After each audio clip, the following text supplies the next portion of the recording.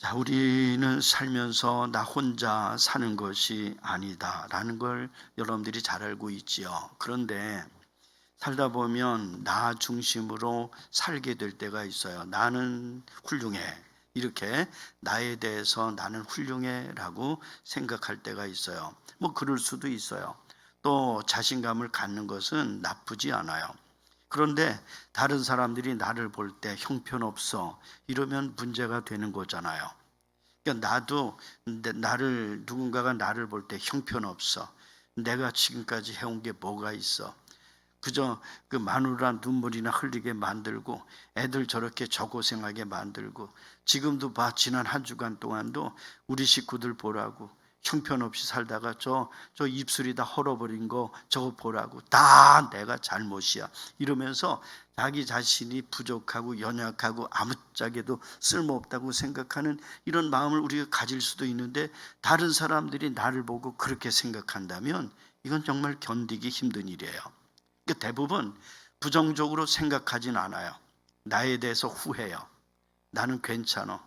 얼마나 고생을 많이 했어. 이제 이렇게 고생했으니까 뭔가 좀 보람된 일이 나한테 있어야 되는 거야. 이런 마음, 기대감, 그리고 소망이 우리 속에 있어요. 그래서 우리가 살다가 보면 격려받을 때가 있어요. 우리 나를 보면서 다른 사람들이 도대체 누가 함께하고 있는 것 같아? 누가 뒤에서 이렇게 강하게 붙잡아주고 있는 것 같아? 이러면서 우리 나에 대해서 다른 사람이 긍정해지고 그리고 좋게 여겨질 때 우리는 기분이 좋아요. 내가 잘못 살지 않았구나. 고린도 교회 성도들이 믿음이 좋다고 생각해요. 나만큼 기도 열심히 하는 사람이 어디 있어? 금식 기도했지. 또 그저 그 성령 충만해서 은사 집회 통해 가지고 막 그냥 기도만 하면 막 그 천국이 보여주면서 쓰러졌다가 기절했다가 1시간 만에 탁 죽었다가 살아난 것처럼 내가 일어나지 이런 것 당신들은 경험이나 해봤어? 이러면서 이 별의별 특별한 일들을 다 겪고 있는 고린도 교회 성도들이 나만큼 믿음이 좋은 사람이 어디 있어? 이러고 있는데 바울이 고린도 교회 성도들에게 여러분 미안하지만 여러분들을 건강한 사람 대하듯이 신령한 사람들을 대하듯이 여러분들을 대할 수가 없습니다. 여러분들은 영적으로 어린아이에 불과합니다. 바울이 그렇게 얘기해 줬어요.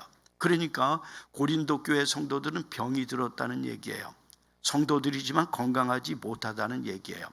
그러니까 뭐냐면 내가 생각하는 나의 믿음이 있는데 하나님이 생각할 때도 그걸 인정해 줘야 되는 건데 고린도 교회 성도들을 바울이 하나님을 대신해서 고린도 교회 성도들을 보면서 보시오 여러분들의 믿음이 어떤가 라고 지적한 내용이 우리가 지난 주일날 생각해 본 말씀이라고요. 그러니까 이 고린도 교회 성도들이 성경도 잘 찾고 찬송도 열심히 부르고 또 그다음에 기도도 열심히 하고 그리고 또 이제 뭐 교회도 잘 섬기고 이러지만 고린도 교회 성도들은 나 중심이에요. 내가 좋아야 좋은 거야. 내가 행복해야 그래야 좋은 거야. 내 눈에 내 마음에 차야지만 그래도 우리 교회 좋은 교회야 이렇게 나오는 거예요. 그러니까 교회를 좋다고 여기고 교회는 하나님이 주관하신다고 입술로는 말하지만 그게 내 기준이야. 내 기준. 어린아이들이 그렇게 살고 있다라고 하면서 바울은 고린도 교회 성도들을 향해 여러분들은 어린아이 같습니다. 자라나야 됩니다. 성장해야 됩니다. 자기 중심으로 살아가는 것은 위험합니다. 이렇게 가르쳐 준 것을 우리는 지난 주간 살펴봤어요. 고린도 교회 성도들은 감정의 기복이 너무 심했어요. 예민해요. 저쪽에서 방구 소리가 하나 삥 끼잖아요. 그러면 이건 난리가 났다. 전쟁, 이 지금 6.25 때 만났던 그 난리가 지금도 일어나는 거냐? 이러면서 세상 끝난 것처럼 난리를 치는 게 고린도 교회 성도들이라고요. 고린도 교회 성도들이 갖고 있는 그 감정을 누구도 조절할 수가 없어요. 다시 말하면 그 방구 낀 거잖아요. 아이고 냄새가 좋네 이렇게 얘기해 줄 수도 있잖아. 시원하게 써 이러면 좋잖아. 그런데 누군가가 이 방구를 꼈는데 이러니 저러니 뭐 이러면서 제가 우리 교회 처음 왔을 때 우리 교회 성도들이 늘 저보고 하는 얘기가, 목사님 우리 교회 좋아요. 왜 좋아요? 가족 같아요. 가족과 같아요. 가족과 같다는 게 무슨 뜻이에요? 누구 집에 숟가락이 몇 개가 있고 누구 집에 그릇이 몇 개가 있는 거 우리 이런 거 다 파악했어요. 다 알아요. 누구 생일도 또 누구 생일도 우리는 다 알고 있어요. 가족 같아요. 그런데 그 가족 같은 그 교회에 싸움이 많았어. 별것도 아닌데 그냥 별것도 아니야. 그냥 지나가면 돼. 그리고 그렇게 살았어. 그런데도 넘어가질 못해. 그래서 가족 같다고 얘기하면서 밤낮 싸우기만 하는가 이런 생각을 가졌는데, 지금은 누가 방구를 껴도 누가 어디에서 무슨 마음이 아파도 지금은 조용히 기도하지, 그것 가지고 문제를 삼거나 나는 누구네 편, 난 누구네 편 이러진 않아. 다시 말하면 지금은 많이 달라졌다는 얘기고 성장했다는 얘기죠. 어느 정도로 우리가 성장이 됐구나. 근데 고린도 교회 성도들은 감정의 기복이 너무 심했어요. 한번 삐지면 해결할 방법이 없어요. 너 죽고 나 살자 이런 지경이라. 심지어 바울이 고린도 교회를 설립한 사람인데 바울을 바라보면서 고린도 교회 성도들은 편안히 존경하는 마음을 갖고 있질 않았어요.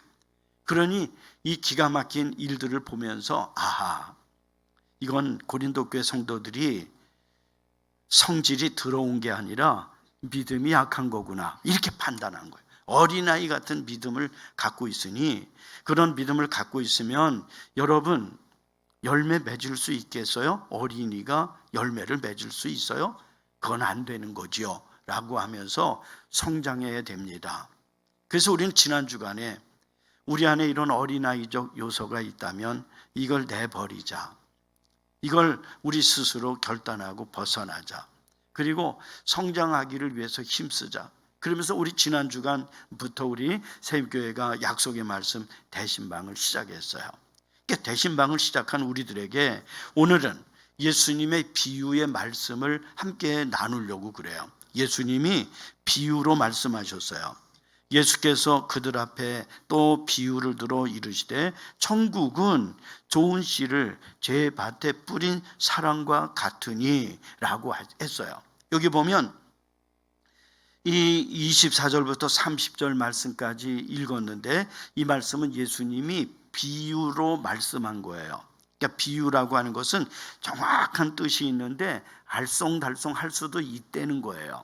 그러면서 천국은 좋은 씨를 자기 밭에 뿌린 사람과 같다라고 이야기를 시작하셔요. 여러분, 이 말씀은 36절에 가서 보면 좋은 씨를 뿌리는 사람은, 좋은 씨를 뿌리는 자는 인자요. 그러니까 인자는 예수님이잖아요. 하나님이잖아요. 인자는 하나님이 좋은 씨를 뿌린다는 거예요. 밭은 세상이요, 좋은 씨는 천국의 아들들이요, 가라지는 악한 자의 아들들이라 라고 말하고 있어요. 여러분, 이 천국을 만들어 가시는 분이 주님이시다. 하나님이 이 천국을 만들어 간다. 이 세상을 천국으로 만들려고 하신다. 그리고 이 밭을 교회라고 생각할 수도 있어요. 교회를 천국으로 만들려고 하신다. 좋은 씨를 뿌린다. 그리고 또 우리 개인적으로 하나님을 믿는 구원받은 여러분들도 천국으로 만들어가는 중이다라는 걸 믿으셔야 돼요. 그래서 세상도 밭도, 우리 예수님 말씀하신 이 이야기는 이 지금 좋은 그 씨를 뿌리는 밭은 세상, 이렇게 얘기하고 있어요. 그러니까 믿는 자들의 세상이겠죠. 여러분, 이 좋은 씨는 그 천국의 아들들인데, 좋은 씨라고 한 것은 싹이 잘 나고, 좋은 씨라고 하는 것은 잘 자라고, 그 좋은 씨라고 하는 것은 열매를 맺는 것, 이렇게 생각해 볼 수 있어요. 그러니까 땅에다가 씨를 딱 뿌렸는데 이게 백날이 돼도 싹이 트질 않아. 그래서 백날이 되고 나서 참다가 싹 이렇게 그 땅을 헤쳐보니까 썩었어. 그건 좋은 씨가 아니야. 좋은 씨는 땅에 들어가면 싹이 나야 돼. 싹이, 뿌리가 딱 나와야 돼. 그리고 이게 자라나서 좋은 씨는 어떻게 되어져요? 성장해야 돼요. 어쩌면 천국의 아들들인 하나님을 믿는 저와 여러분들은 싹이 나야 되고 이게 자라야 되고 또 열매가 맺혀져야 된다. 이렇게 우리가 나이가 많아도 열매를 맺혀야 돼요. 그래서 오늘 이 말씀을 통해서 우리 주님은 놀라운 일도 우리에게 가르쳐 주는데 이 천국은 좋은 씨를 자기 밭이요. 이건 의논하거나 누구에게 허락을 받을 필요도 없어요. 왜냐하면 내 밭에다가 씨를 뿌리는데 누구 허락을 받을 필요가 있어요? 없어요. 그냥 뿌리면 돼. 때를 정해서. 그런데 이 밭에다가 좋은 씨를 뿌려 놓았는데 변수가 생겼어요. 사람들이 잘 때 원수가 와서 곡식 가운데 가라지를 덧뿌리고 갔다라고 얘기하고 있어요. 그러니까 이 사람들이 잘 때에 원수가 와서 곡식들 가운데 사이에다가 가라지를 슬쩍슬쩍 이렇게 뿌리고 갔다는 뜻이에요. 몰라요, 다른 사람들은. 이게 언제 이런 일이 일어났지? 상상도 하지 않고 아예 상상할 수도 없어요. 그런데 그런 일이 일어난 거야. 여기 사람들이 잘 때에 그런 일이 일어났다는 말은 은밀하게 아무도 모르게 허락도 받지 않고 불법으로 이런 뜻이에요. 그러니까 이 원수가 하는 일은 불법으로 한다는 거예요. 모양 좋게 하지만 불법이라는 뜻이에요. 여러분, 이 원수는 마귀라고 했어요. 39절에 보면 예수님이 가라지를 뿌린 원수는 마귀니라 이렇게 설명을 해 주셨어요. 그러니까 이 세상에 좋은 사람만 있는 게 아니고 하나님만 계시는 것이 아니라 마귀도 있구나. 이것을 예수님은 이 말씀을 통해 가르쳐 주신 거예요. 그래서 사람들은 그런 일이 일어난 줄도 모르고 또 그런 일이 일어나리라고 상상도 못했는데 어느 날 보니까 싹이 나고 결실할 때 보니까 좋은 씨에서 나온 것들이 아니고 가라지가 나온 거예요. 일대 혼란이 일어난 거야. 이게 뭡니까? 도대체 어떻게 된 겁니까? 분명히 좋은 씨를 뿌렸는데 왜 가라지가 나온 겁니까? 혹시 그 좋은 씨가 가라지였습니까? 우리가 잘못 심은 겁니까? 이러면서 난리도 그런 난리가 없게 된 상황이 일어나게 된 것이죠. 여러분, 그래서 주인에게 물어본 거죠. 어떻게 물어봅니까? 분명히 우리가 볼 땐 좋은 씨를 갖다 뿌렸는데 이게 어떻게 된 겁니까? 어떻게 가라지가 생긴 겁니까? 이렇게 난리가 나서 혼란스러워서 물어보게 되자 주인이 원수가 이렇게 하였구나.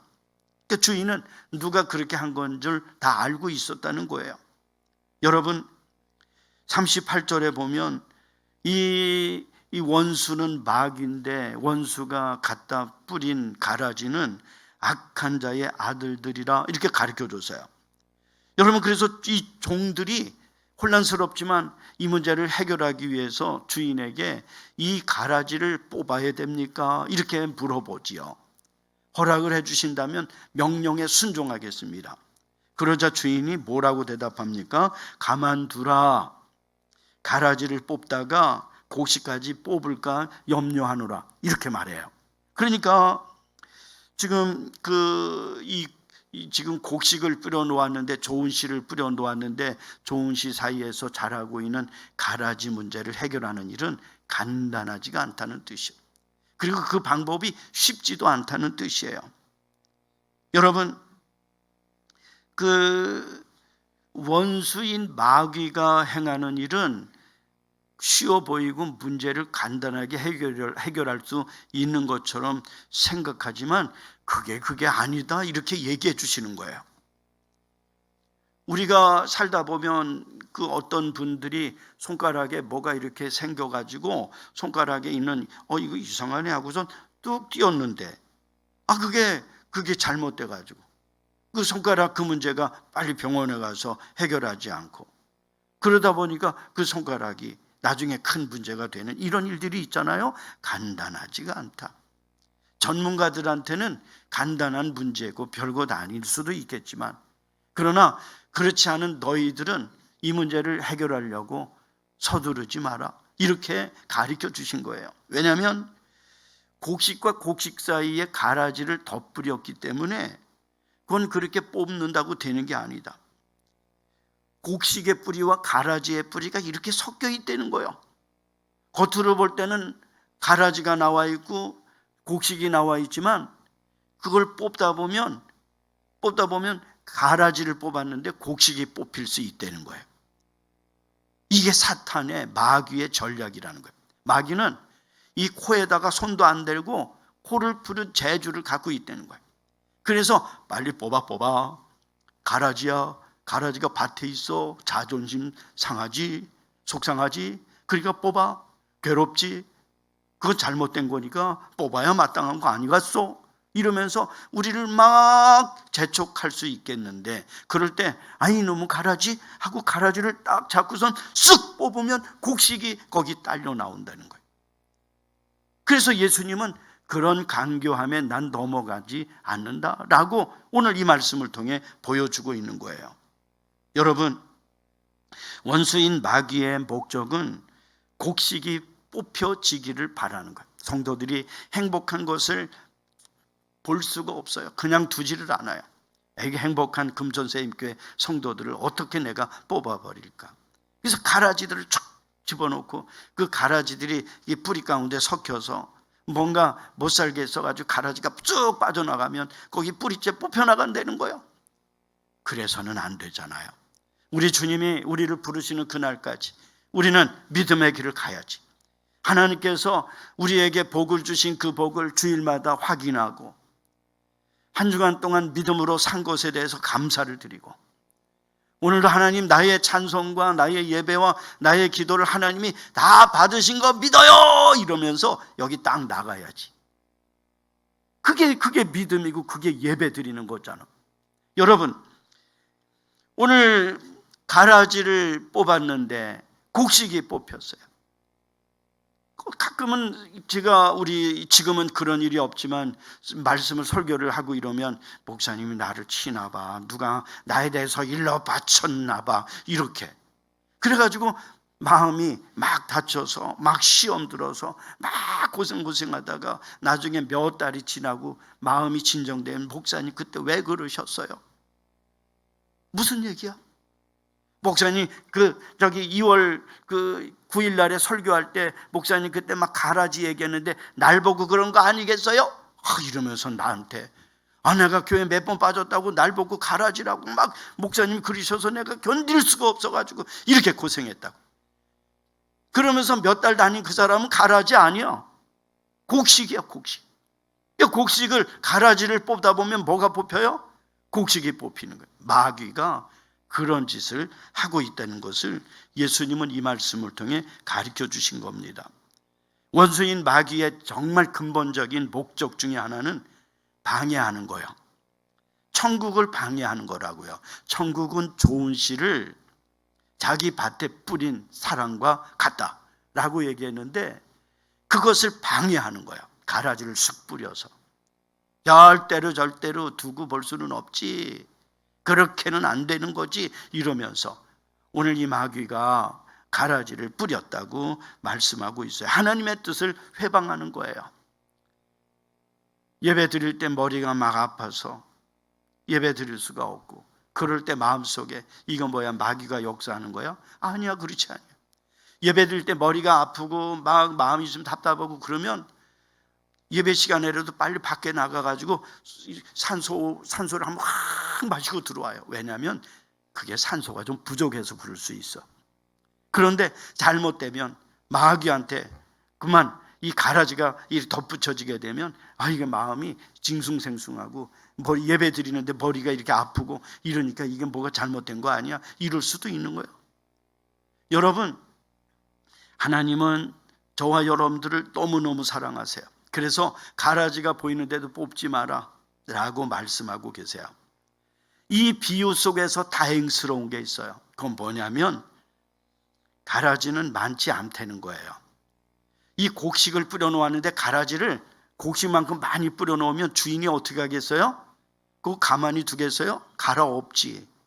그러니까 눈치 안 채도록 정말 아유 저 정도 저 가라지가 저 정도 있으니까 참자 이렇게 할 만큼 강교한 것이 마귀라는 것을 예수님은 이 말씀을 통해 비유로 가르쳐주고 계시는 거예요. 여러분, 그래서 주님은 가만두어라, 위험해질 필요가 없다, 곡식들이 덩달아 뽑히면 안 된다, 나의 목적은 이 곡식들이다. 사랑하는 성도들이 하나님의 은혜 가운데 천국 백성으로 믿음으로 하나님의 은혜 속에 감사하고 평안하고 그리고 문제도 극복되고 그리고 새롭게 되게 하시는 하나님의 은혜 때문에 신나하고 이렇게 되는 게 주님의 목적이에요. 이게 천국을 만들려고 하시는 하나님의 의도라고요. 그래서 가만둬라. 대부분의 곡식들은 가라지와 상관도 없지 않느냐. 그 가라지와 그 뿌리가 섞여진 곡식들을 지금 뽑지 마라, 가만둬라 하고 보호해 주시는 이런 말씀이 우리를 사랑하시는 우리 하나님의 마음인 것을 믿으셔야 돼요. 그래서 30절에서 말씀합니다. 30절에 보면 이 말씀을 보면 이렇게 우리 주님은 이 비유의 결론을 말씀하고 계시는데, 둘 다 추수 때까지 함께 자라게 두라. 추수 때에 내가 추수꾼들에게 말하기를 가라지는 먼저 거두어 불사르게 단으로 묶고 곡식은 모아 내 곡간에 넣으라 하리라. 이렇게 말씀하고 계세요. 여러분, 가라지를 뽑지 말라고 하신 것은 난 가라지 사랑해 이런 뜻일까요? 가라지도 그 자라잖아, 생명이잖아, 애껴야지 이런 뜻일까요? 그거 아니에요. 우리 하나님이 가라지를 사랑하시는 분이 아니에요. 가라지는 악한 악인이라고 얘기했는데 이런 악인을 사랑할 리가 없어요. 우리 하나님이 어찌 그러실 수 있겠어요? 오늘 가라지가 무서워서 가만두라 하신 걸까요? 아니에요. 그렇지가 않아요. 하나님에게 가라지는 아무것도 아니에요. 그런데 우리 곡식들, 하나님의 백성들이 가라지하고 연결되어져 있기 때문에 참으시는 거예요. 그래서 오늘 우리가 읽은 이 말씀에서 보면 가만둬라, 서두르지 마라, 조바심을 가지지 마라 라고 말씀하고 계시는 거예요. 여러분, 39절에 보면 가라지를 뿌린 원수는 마귀요, 추수 때는 세상 끝이요, 추수꾼은 천사들이라고 가리키셨어요. 그러니까 이 문제를 해결할 때가 있다는 거야. 그때는 추수 때예요. 근데 추수 때에 누가 해결하는 거 하면 천사로 하여금 해결하게 한다는 거예요. 이영조 목사한테 너 그러지 마라, 네가 추수하려고 하지 마라, 네가 추수하려고 그러면 가라지가 덤빈다, 가라지가 무슨 자격으로 나한테 이러고 있느냐고 이렇게 따지고 나면 창피하기도 하고 세상의 혼란이 해결되는 거 아니다, 이렇게 말씀하고 계시는 거예요. 그러니까 여러분들이 신앙생활 하면서 나는 하나님이 아니시구나, 아니구나, 나는 심판자가 아니구나, 나는 은혜 받고 좋은 열매를 맺게 되어진 천국을 만들어가는 하나님에게 사랑을 받는 존재구나, 이거 생각해야 돼요. 그래서 사랑해야 되고 감사해야 되고 다른 사람들을 위로해 줘야 되고 다른 사람들의 마음을 알아줘야 되고, 이것이 바로 성도들이라는 걸 믿으셔야 돼요. 그런데 이건 잘못된 거야. 왜 그따위 옷을 입고 나와? 이러면서 함부로 여러분들이 선생이 되거나 판단하게 되어지면 잘못됐다는 거예요. 서두르지 마라. 완벽한 세상이 아니다. 웬만하면 사랑해라.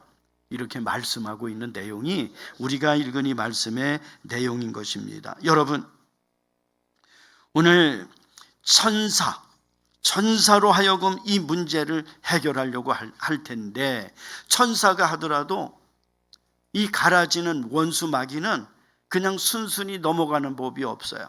왜 날 괴롭히냐고, 왜 법적으로 무슨 법으로 나를 이렇게 하느냐고 이러면서 뻔뻔하게 따지게 될 것이라고요.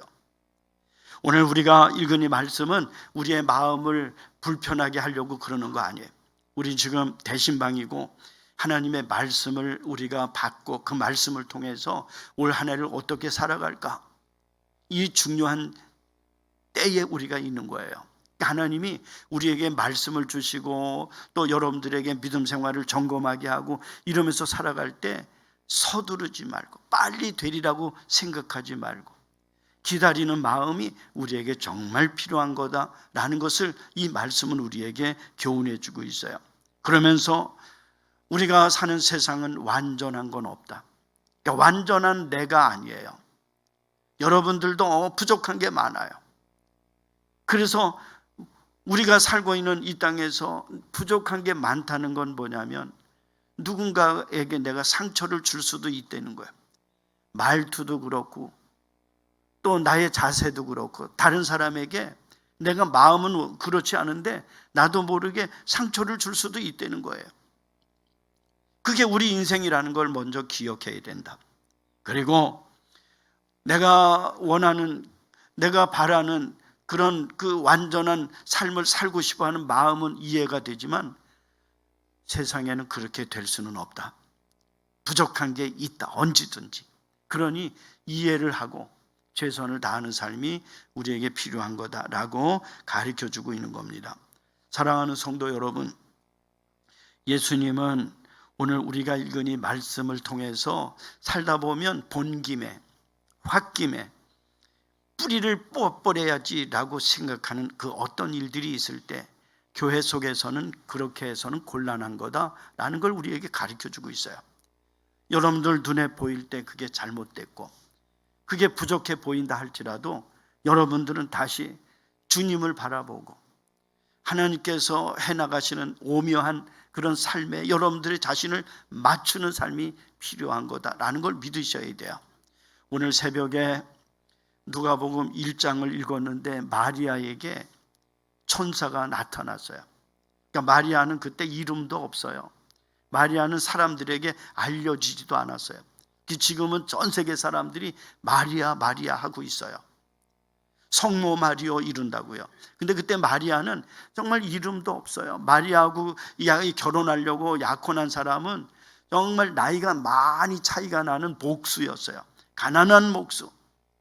그런데 그 마리아에게 천사가 나타나서 내가 아들을 낳을 거야. 그 이름을 예수라고 해. 라고 천사가 알려줘요. 그러자 이 마리아가 나는 처녀예요. 어떻게 아이를 낳을 수 있어요? 하나님의 능력이 못하시는 게 없다. 성령이 이제 너와 함께 할 것이다. 라고 얘기하면서 성령으로 아이를 잉태하게 되는 얘기를 해줘요. 그리고 나서 내 친척 엘리사벳이 있는데 그 친척 엘리사벳이 임신했다. 6개월 됐다. 나이가 많아서 임신 이제 이 집에 아이가 없으리라고 다들 그렇게 생각했었는데 지금 나이가 많은데 임신을 하지 않았느냐? 그것도 하나님이 하신 일이다 라고 가르쳐줘요. 그러자 마리아가 주의 계집종입니다. 주의 종에게 주의 말씀대로 되기를 원합니다 하고 믿음으로 순종해요.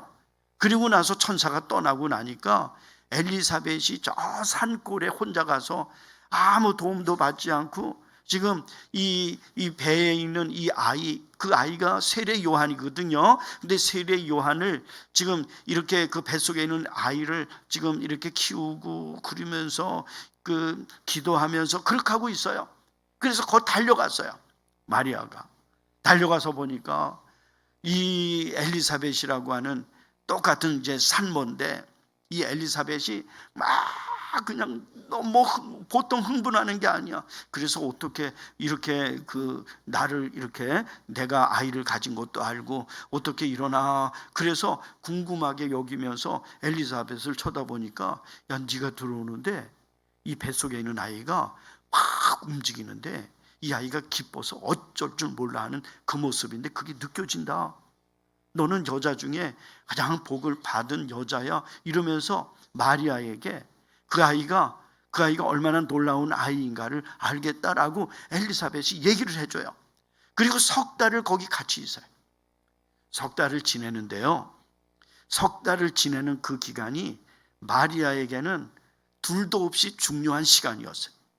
그 무슨 얘기냐면 마리아는 아무도 나이도 어리고 마리아는 그리고 이제 무명의 사람이었고 그리고 돌보아줄 사람도 없고 이런 마리아에게 산모로서 어떤 자세를 가져야 되는지 또 아이를 갖다가 낳게 되면 어떤 준비가 필요한지 이런 이야기를 누가 해줬겠어요? 아무도 해줄 사람이 없어요. 그런데 엘리사벳에게 갔을 때 3개월 동안에 마리아에게 충분히 엄마가 될 준비를 가르쳐준 사람 엘리사벳이. 성경에 나와 있지 않지만 하나님은 이렇게 우리를 오묘하게 인도하신다. 지난 한 해 동안도 하나님이 나를 살게 하신 그것 자체가 오묘했다. 오늘도 지난 한 주간 살고 오늘 예배당에 나와 있는 저와 여러분들도 돌이켜보면 참으로 오묘하게 나의 삶을 인도하신 하나님이시다. 이런 하나님만 바라보고 여러분들이 격해져서 가라지야, 가라지를 골라야지 이러면서 그래야 완벽해진 우리 교회가 될 수 있어, 이렇게 위험한 생각을 가져서는 안 된다는 것을 오늘 이 말씀을 통해 가르쳐주고 있어요. 사랑하는 성도 여러분, 하나님은 저와 여러분들을 사랑하십니다. 하나님이 우리를 사랑하시는데 어느 정도 사랑하시냐면 하나밖에 없는 독생자 예수를 보내셨어요. 그래서 예수님을 나를 위해서 십자가에 못 박혀서 내 죄를 대속해 주셨어요. 그럴 만큼 우리를 사랑하시는 하나님은 나는 아낄 게 없다, 기도해라, 기도하면 내가 응답해 주겠다 라고 약속해 주세요. 그런데 하나님 앞에 그렇게 내가 원하는 대로 그거 해달라고 기도하는데 왜 안 해주십니까? 그런 거 너무 조급해하지 마라. 그런 거 너무 서두르지 마라. 하나님은 우리를 오묘하게 인도하시고 우리에게 필요한 것들을 만나도록 준비하시는 하나님이신 것을 믿어라. 그것을 이제는, 예전에는 마리아에게 천사를 보냈지만 구약에서는 예수님이 또 다른 현상을 보여주셨지만 너희들은 내가 준 절대로 변하지 않는 신구약 성경 66권을 매일매일 묵상하면서 하나님이 우리를 얼마나 사랑하시는지, 얼마나 오묘하게 인도하시는지 눈으로 똑바로 확인해라 라고 우리에게 말씀하고 계시는 거예요. 그래도 그것도 한꺼번에 잘 되지를 않아요. 그러니 서두르지 마라. 나는 계획이 있다. 이것을 예수님은 이 말씀을 통해 우리에게 가르쳐 주셨다는 것을 믿으셔야 돼요. 그래서 여러분들은 사랑만 하고 다른 사람들을 존중만 하고 다른 사람들에게 이 가라지야 뽑아버리겠어 이러지 마세요. 그렇게 해서는 우리가 온전한 천국 생활을 누릴 수가 없다라는 것을 우리 말씀을 통해 교훈을 받아야 돼요. 그래서 이번 주에도 대신방이 예정돼 있어요. 다음 주에도 또 준비가 되고 있어요. 이런 우리 함께 모여서 우리 하나님 앞에 말씀을 읽고 그리고 늘 반복해요. 가정에 별 문제가 없는 가정들은 뭐 특별한 얘기가 필요하질 않아요. 잘하고 있으니까.